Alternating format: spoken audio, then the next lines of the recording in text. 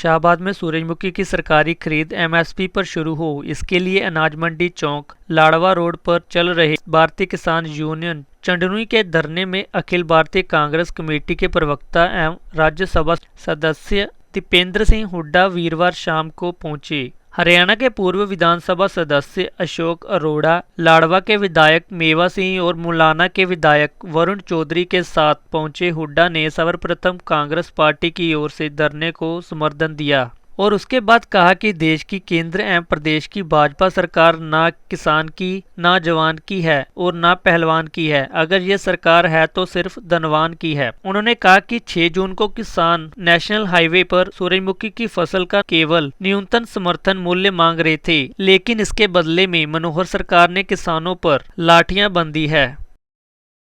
City से हमारे भाई जगा खेरा जी भी पहुंचे हैं, वो भी समर्थन दे रहे हैं। बहुत से जो साथी यहाँ पे जो है बाकियों के भाई कुलविंदर जी, हमारे भाई कुलविंदर खेरा जी, वो भी समर्थन दे रहे हैं।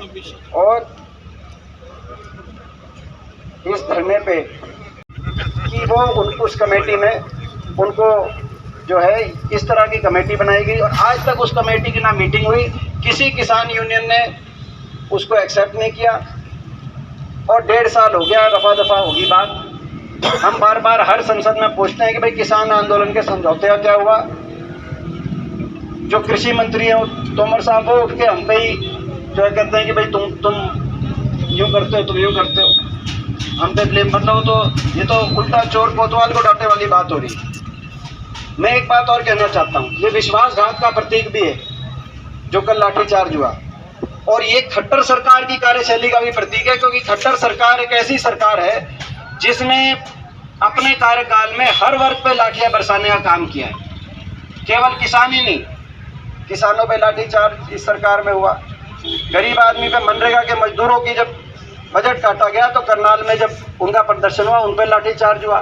ग्रामीण सफाई कर्मचारी, ग्रामीण चौकीदारों पे लाठीचार्ज हुआ। पंचकुला में कर्मचारी ओल्ड पेंशन स्कीम मांगने जा रहे थे, कर्मचारियों पे लाठीचार्ज हुआ। सरपंच जा रहे थे अपने मांगों को लेकर, सरपंचों पे लाठीचार्ज हुआ। हमारे खिलाड़ियों पे लाठीचार्ज क्या हुआ, हमारी बेटियों के साथ कितना आज हो रहा है। तो ये क्या, और हरियाणा सरकार सारे मेडल हरियाणा के बच्चे लेके आ रहे हैं। ओलंपिक में 2004 के बाद 4 ओलंपिक हुए हैं। 2004 से लेकर अब तक 17 में से जो है 2004 से लेकर अब तक टोटल 17 मेडल आए ओलंपिक के अंदर इंडिविजुअल स्पर्धाओं में। उसमें से 17 में से 11 हरियाणा के बच्चे लेके आए। लेकिन हरियाणा के मुख्यमंत्री और हरियाणा के मंत्रियों में से एक पिछले 5 महीने से किसी एक ने ये नहीं कहा कि इनको न्याय दिलवाओ।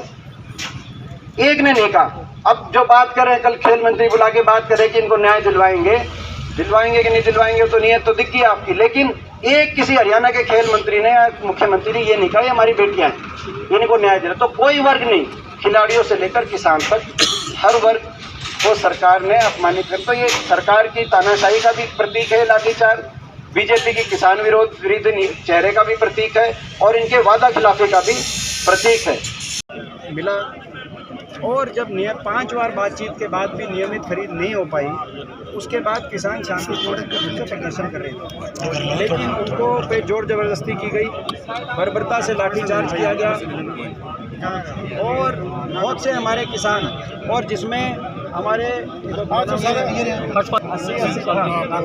80 साल के ऐसे किसान जो कि जिनके हाथ टूटे हैं, तो 4 पुलिस वालों ने हमारे ऐसे किसानों पे लाठीचार्ज करी है। ये चडूनी साहब के स्वयं सपुत्र अजीत यहाँ पे मौजूद हैं। चडूनी साहब और 8 किसानों को इन्होंने पुलिस हिरासत में लेने का काम किया है। तो ये एक अन्यायी और एक तानाशाह सरकार है। एक बर्बरता से जो लाठीचार्ज हुआ है आज, इसने हमारे किसान आंदोलन के जो जख्म थे उन जख्मों को कुरेदने का काम इस सरकार ने किया है, उस जख्मों को हरा करने का काम किया। यही वो सरकार है जिसने किसान आंदोलन में भी लाठीचार्ज किया था, यहीं हरियाणा में पीपली में, ये साथ पीपली मंडी में। और आज यहाँ से लेकर शाहबाद तक ये खट्टर सरकार देश की सबसे ज़्यादा किसान विरोधी सरकार साबित हो चुकी है। ये सरकार से हम मांग करते हैं तुरंत खरीद निश्चित की जाए, सूरजमुखी की पूरी खरीद हो उसके न्यूनतम समर्थन मूल्य पे तुरंत। ये जो इनका अल्टीमेटम है उससे पहले मुकदमे वापस लिए जाएं किसानों से, किसानों को रिहा किया जाए। जो आज किसान 8 किसानों को, चडूनी साहब और 8 किसानों को, जो हालांकि उन्होंने उनके जज्बे को मैं कहना चाहता हूँ कि भाई उन्होंने ये कहा कि मेरे को कोई मैं रिहाई की मांग नहीं करता सरकार से, ये उनका जज्बा है। जब लेकिन हमारी मांग है कि भाई उनको रिहा किया जाए और जो है ये जल्दी से जल्दी अपना जो है इसमें केस विड्रॉ किया जाए। और जो किसान आंदोलन में एमएसपी की गारंटी देने के लिए कमेटी बनाने का वायदा किया था केंद्र सरकार ने, वो कमेटी तुरंत गठित हो और एमएसपी गारंटी मिले। या तो बीजेपी करे, नहीं तो दिल्ली में अगर कभी कांग्रेस पार्टी को मौका मिलता है तो जो हुड्डा कमेटी ने रायपुर अधिवेशन में कृषि संबंधित कमेटी बनी थी हमारी अखिल भारतीय कांग्रेस कमेटी की, उसमें जो हमने वायदा किया देश के किसान को कि अगर बीजेपी नहीं करती तो कांग्रेस पार्टी को अगर दिल्ली में मौका मिला तो कांग्रेस पार्टी किसान को एमएसपी की कानूनी गारंटी दिलाने का काम। आपने देखा ये तो जख्मों पे नमक छिड़कने वाली बात है। आपने इसको और बढ़ा दी एमएसपी, ये 64 तो मिल नहीं रहा, अगले साल की बढ़ा दी। तो ये तो एक मैं कहना चाहता हूँ कि जख्मों पे नमक कैसे छिड़कना हो ये बीजेपी से सीखे खुद। इस्तीफा देने के लिए वो किसको दिया है सर? दुष्यंत सिंह वो तो इस्तीफा नहीं माना जाएगा। लेकिन जो है देखो भाई, मैं कहना चाहता हूँ जेजेपी के जो लोग हैं ये इनके कहने कथनी और करने में फ़र्क है। जब हम अविश्वास प्रस्ताव लेके आए थे किसान आंदोलन में, सारी किसान की सारी यूनियन इकट्ठे होकर इनके सबके घरों के दरवाजे के आगे गई थी कि भाई ये सरकार किसान के खिलाफ है, मगर उस अविश्वास प्रस्ताव में हुड्डा साहब को अकेला छोड़ दिया इन्होंने। हुड्डा साहब के अविश्वास प्रस्ताव को जो है वहाँ पे गिर गया हुआ प्रस्ताव, इन सब ने बीजेपी की वोट डाली।